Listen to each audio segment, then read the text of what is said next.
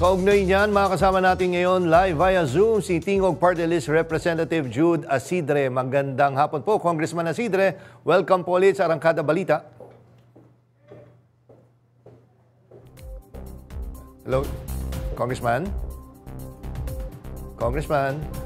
Yes, Congressman? Magandang hapon po sa lahat.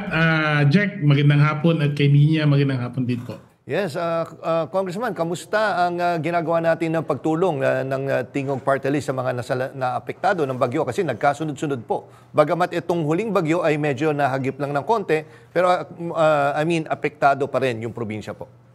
Well, maliban lang sa mga na-deliver na nung nakaraan after nung bagyong Tino, meron pa tayong mga relief operations nagsimula kahapon at ngayong araw. Humigit kumulang around 15,000 po na relief goods, hot meals at mga iba pa ang ating naibigay. Hindi lang sa Samar kasi yun pa yung mula pa nung bagyong Tino.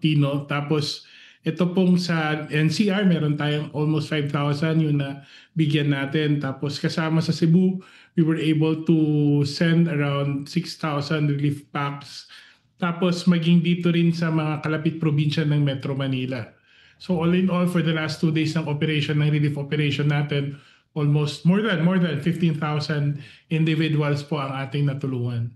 And Congressman, kasi meron din isang probinsya na hindi masyado napansin noon nabigyan ng pansin is, yun nga, Eastern Samar, pati Cebu. Yung sa Negros ho ba, nakapagbigay na rin tayo ng tulong? Saka yun, may kuwan pa, tuloy-tuloy pa yung daya katulad niyan sinabi. Ang problema talaga natin ngayon, yung logistics, especially yung pag-transport ng mga goods. Kaya habang inaantay natin na maayos lahat,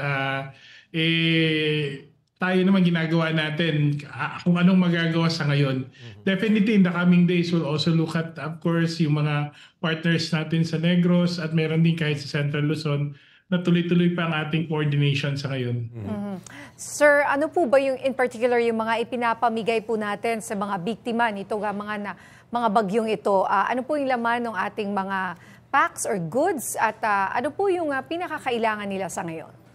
Of course, yung basic, may bigas tayo, may canned goods, relief, yung mga instant noodles, But we also trying to make sure na meron naman kahit ng blankets, especially for those who are in the evacuation centers.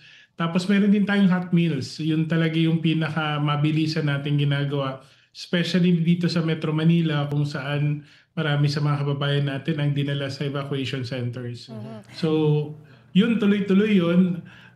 Also, meron din tayong mga scheduled for cash assistance in the coming weeks, Kasi wala na rin nga sila sa evacuation center. So, kung ano ang pinakakailangan niya sa kada area. Siyempre, meron din yung balde.